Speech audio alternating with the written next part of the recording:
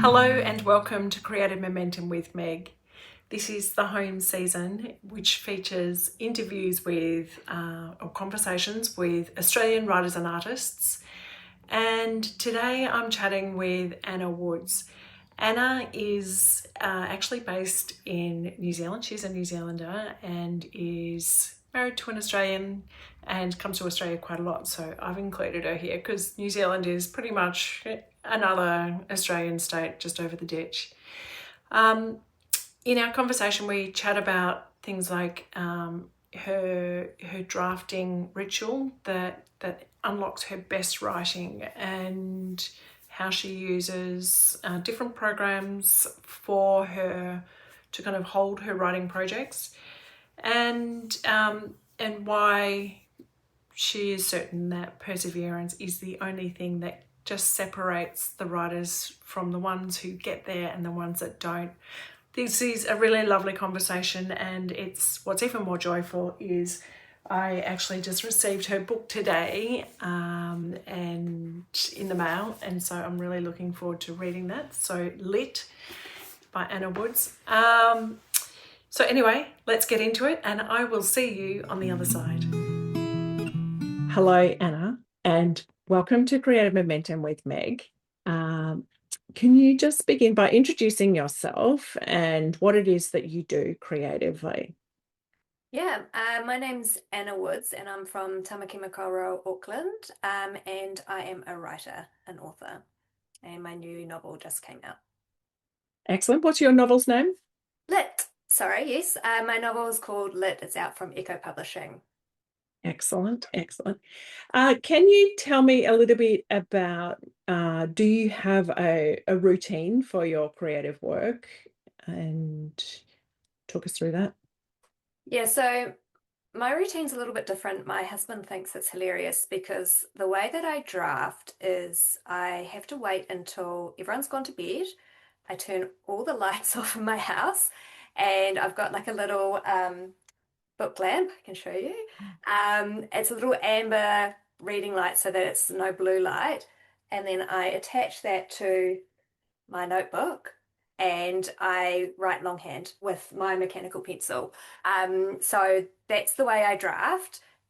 And I find being in that kind of liminal space between waking and sleeping, it's just more, your little inner editor shuts down and it's just easier to write without censoring yourself. I find that in the morning is good too, but I just with life commitments, family, I don't have time to do it in the morning. So the evenings are when I do that. And then in terms of the next day, when I have time in between my work and family commitments, I'll type up what I've written. And when I'm editing, I can do that during the day at my computer. But for writing new words, for drafting, I really have to have that little nighttime routine. And are you doing that every night, or is it just, a couple of nights a week, or do you have Most a routine, or?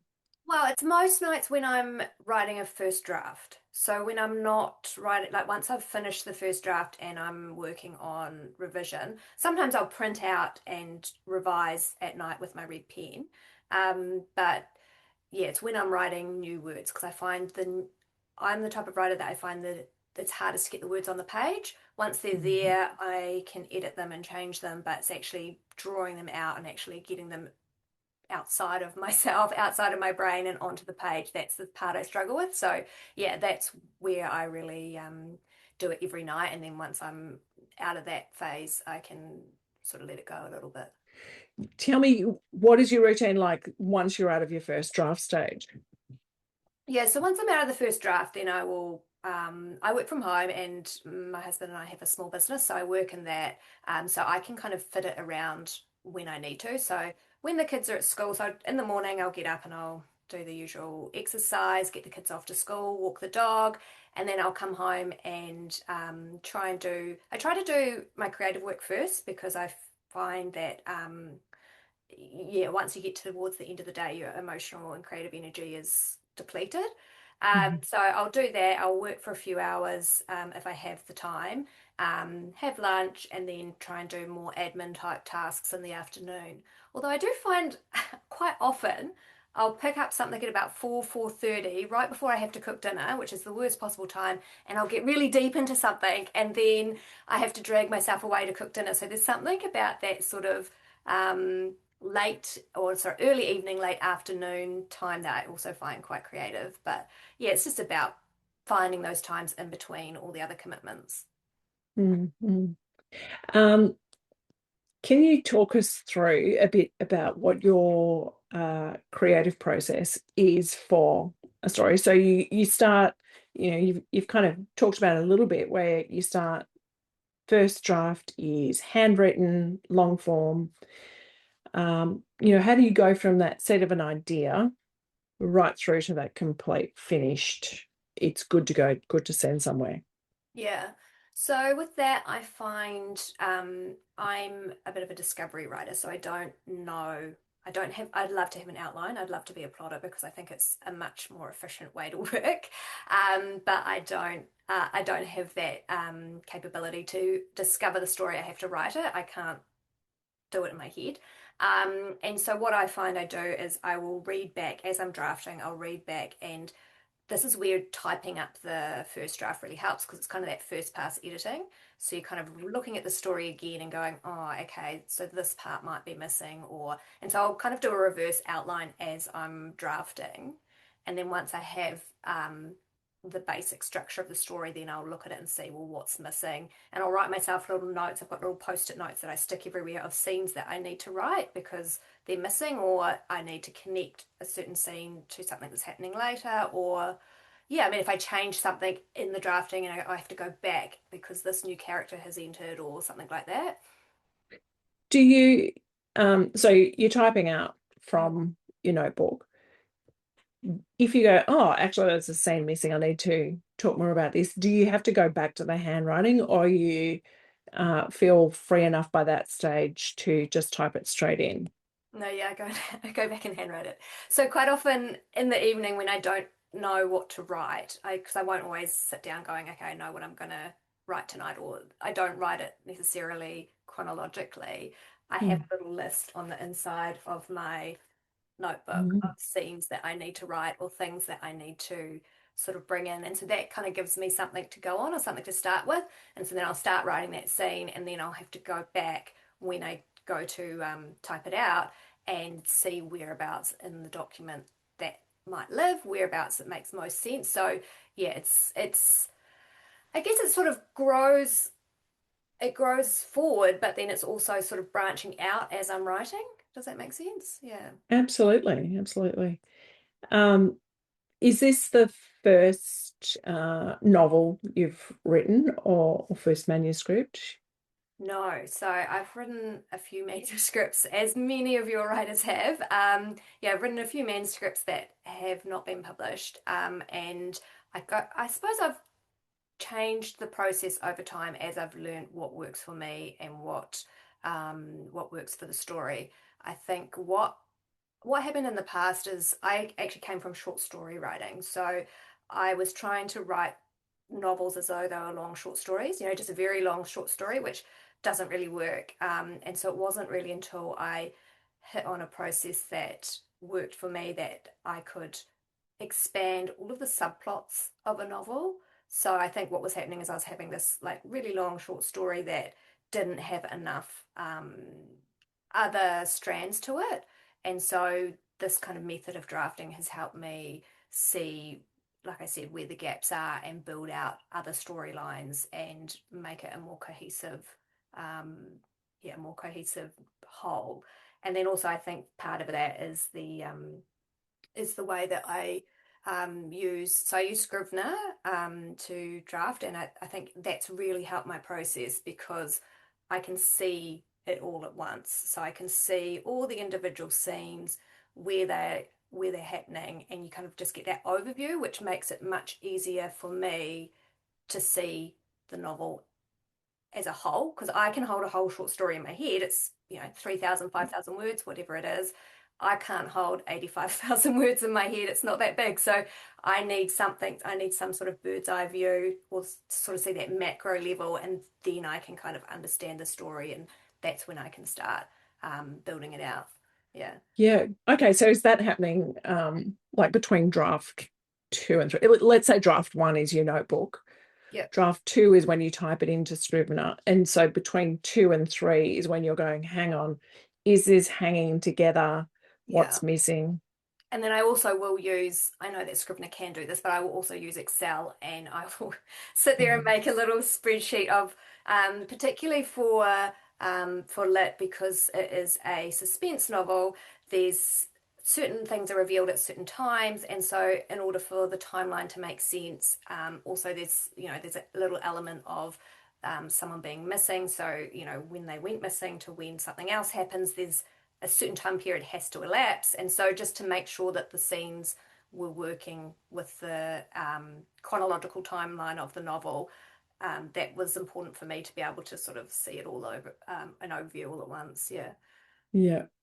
I'm sure you've probably heard me bang on about how much I love a spreadsheet. Yeah, Sophie yeah. and I may have talked at length about spreadsheets. I love that episode, yes. And I love that you're using it for the timeline. And in fact, I was just talking to someone on the weekend about how great it is for doing the timeline stuff, because then you can see very clearly when and where things need to happen. Yeah. Um, I want you to talk me through a little bit about like where do you get your ideas from? So we know that this wasn't the first story you've written, and you know, do the ideas come to you as an image or something someone said, or like is what inspires your creative work? So for me, it very much comes from reading other books.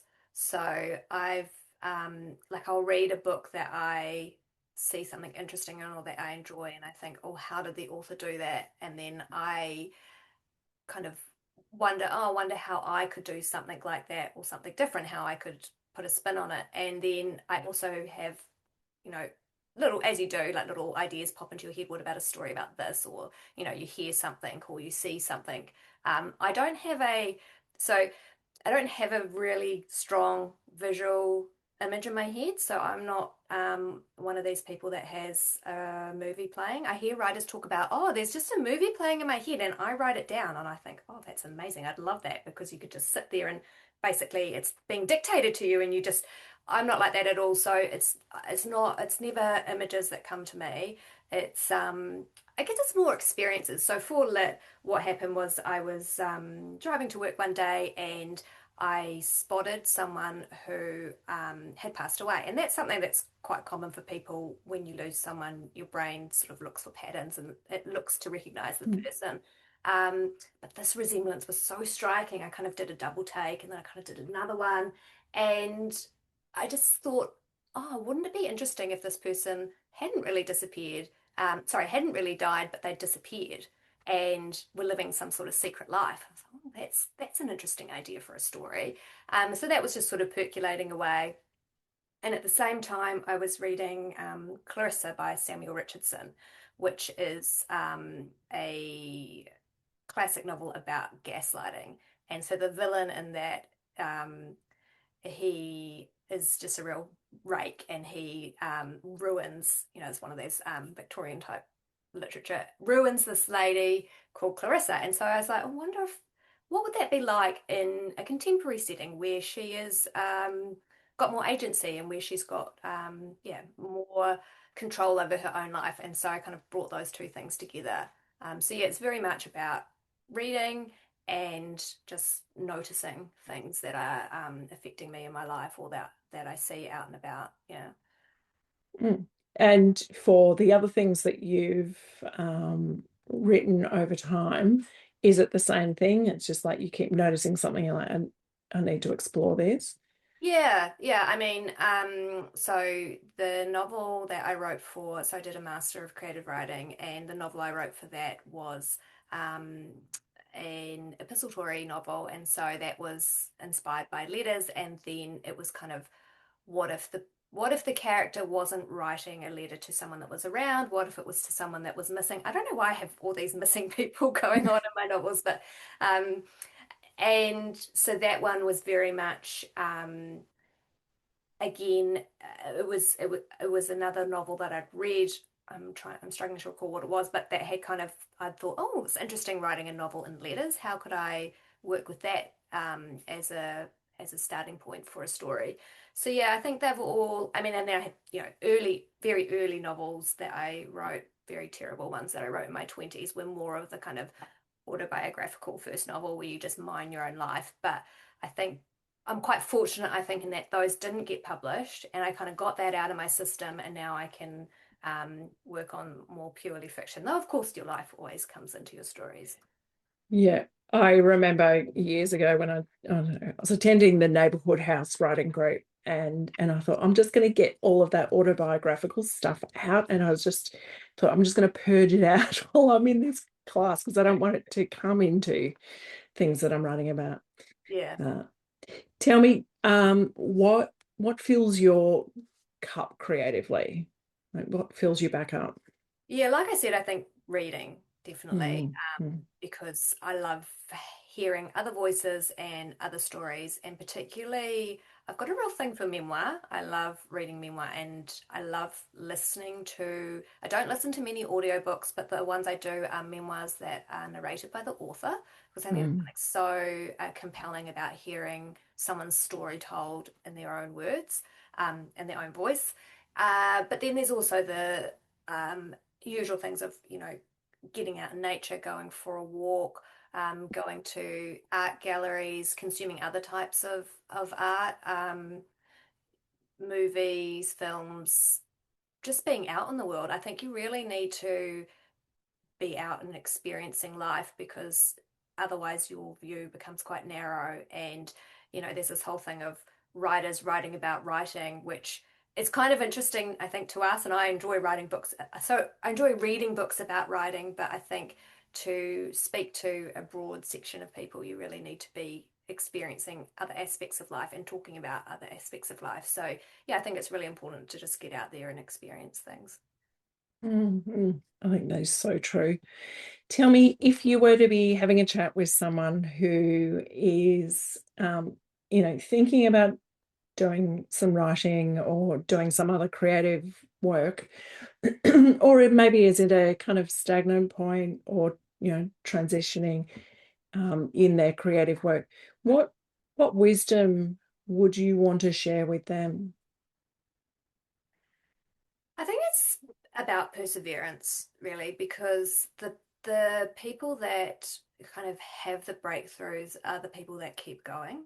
And so I think that, and you see it time and again in all creative industries, is there's a tendency to give up at the first hurdle, and that doesn't. I mean, those hurdles are about learning and getting better. Like I said earlier, if my first novel had been published, it was it was terrible, and I don't. If I'd given up after writing that novel, then I wouldn't be here today. So, I think not every piece of work you're going to do is going to be something that you're really wanting to put out into the world, but that doesn't mean you should stop working. So I think it's just, yeah, perseverance, keep going, and yeah, having that focus and having that determination to make it through. Mhm, mhm. It's, I mean, it's classic advice, but we need to keep hearing it, don't we? Just, Yeah, keep going, um, because it's so easy to give up, especially when no one knows about what you're writing. exactly. Yeah. I mean, it was the Women's Prize recently, and the correspondent obviously won, and she said that she'd written 9 novels before that Mm, got published, and now look at how massive it is. So, I know of a lot of writers that gave up after their first book didn't get published, and I think and it's understandable, because the rejection is really hard, and you do question whether what you're doing is something that people want to read. But I think with every rejection you get better, and I think that holds across all art forms. Yeah, I agree. And I think with my first manuscript that got rejected, I only got rejected by 2 people, but I was so fragile then that I was like, oh, that's it. That one is definitely the bottom drawer one. And, I've just got to try and, dig deep and write something else. But, we are fragile and we do have to kind of pick ourselves up. I'm going to pop a link to this in the show notes. Someone sent me a link to a conversation between Anne Patchett and Virginia Evans. Yeah, because they wrote to each other for a long time before the correspondent was even picked up. Wow. Mm, yeah. It's And she got the idea of writing to famous authors because obviously that's in the novel. well, yeah, and Anne's like, and then she put my shop address in there. But like Anne's like, I just kept saying to her, you go girl. Hmm. Because she didn't think that, she didn't know that she was going to have this amazing novel that has just, Yeah. I've read it. I loved it. I did have to write to the publisher because 10 pages fell out as soon as I opened it. So that gave me an excuse to write a letter. So thanks, Virginia Evans. Yeah. Good. um, can you tell me what feels like home for your creative work and for you? So I have a real thing about quiet. So it's not so much where I am, but the place has to be quiet. So I know a lot of writers enjoy writing in coffee shops and libraries because there's kind of that white noise. But I can't listen to music. I can't have um, any distractions. I'm very easily distracted. And so the few times that I've had the opportunity to go on a writer's retreat, that's when I've been the most productive. So it's not that I'm home in my home that I live in, but I'm home in that space of quiet where I can access the part of me that is able to come up with the stories. So yeah, I really need that quiet space to be able to do my work. Mm, I love that because I also need quiet. I've been known to sit with headphones on that have got nothing playing. Noise Just cancelling. Yeah. Yeah. Yeah, I've heard writers talk about, the playlists that they write to, and I can't comprehend this idea of having lyrics, especially. Like I can kind of understand having music with no lyrics, but when you're having words coming in your ear and you're trying to write different words, I don't know, my brain doesn't work that way. yeah, no, I'm the same. It has to be, instrumental. Yeah. And if I am listening to music alongside, it has to kind of fit the theme of what it is that I'm writing as well. Thank you so much, Anna, for coming on to Creative Momentum with Meg and for sharing your creative process and whatnot. Uh, are you writing another kind of suspense book now? I am, yes. So I'm writing another suspense book. This one is set in the art world. So the main character is a performance artist, and that is proving to be so interesting. Um, and so that's what I was saying about visiting art galleries. And yeah, the research for this has been just wild, some of the stuff they do. So yeah, hopefully that one will make its way into the world soon. Yeah. And for listeners who are like, hang on, she has a New Zealand accent. Yeah. Is she Australian? This is Yeah. the home season. Uh, Tell me your connection to Australia. Also, like Australians consider New Zealanders like our other state anyway, over the Well, that's ditch.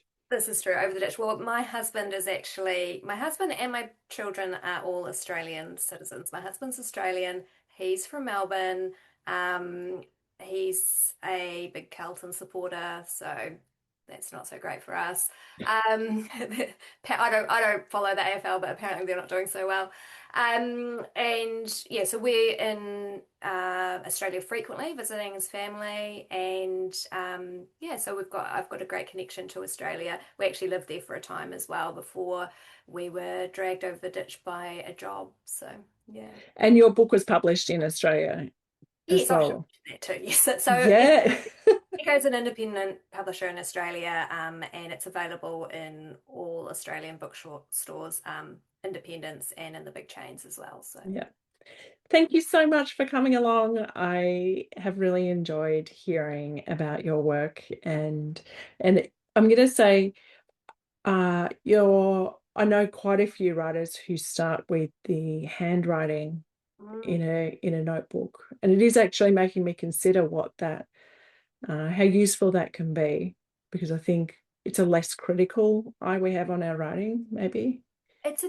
I've found it's a different voice. So I've found your words, the words you choose are different. And I don't know why that is, but I can tell the difference between something I've written by hand and something I've written on a screen. So I prefer it.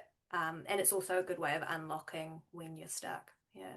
Mm, excellent. Thank you so much. Thank you so much for having me. My pleasure. Thank you so much, Anna, again for coming on to the podcast and for sending me a book. I am so looking forward to reading it, and for being so generous with your practical detail of what your process is. I love hearing about people's creative process, and I'm sure many listeners do as well. There will be links to Anna's book, Lit, in the show notes and where to find her. And if this episode resonated with you, please do give it a review on Apple Podcasts. It really makes a lot of difference. Maybe subscribe and follow, because all of this really helps these episodes get in front of the people who need to hear them, that might unlock something for their own creative work. The tip jar is in the show notes page if you would like to support the podcast. And, I am very grateful for everyone who has done that so far. It really makes it seem like a worthwhile pursuit. Thank you to Yvonne Morton once again for the beautiful music that you hear on this show. If you are a writer or an artist or a creative in any other way, I would love to hear from you. The expression of interest is still open. I have got quite a few interviews still lined up. So, if you'd like to get on this, then please just reach out and let me know, either through the expression of interest or just send me a message or an email. You've been listening to Meg Dunley, and you've been listening to the Creative Momentum with Meg podcast. Until next time, please keep building your own creative momentum. Thanks for listening.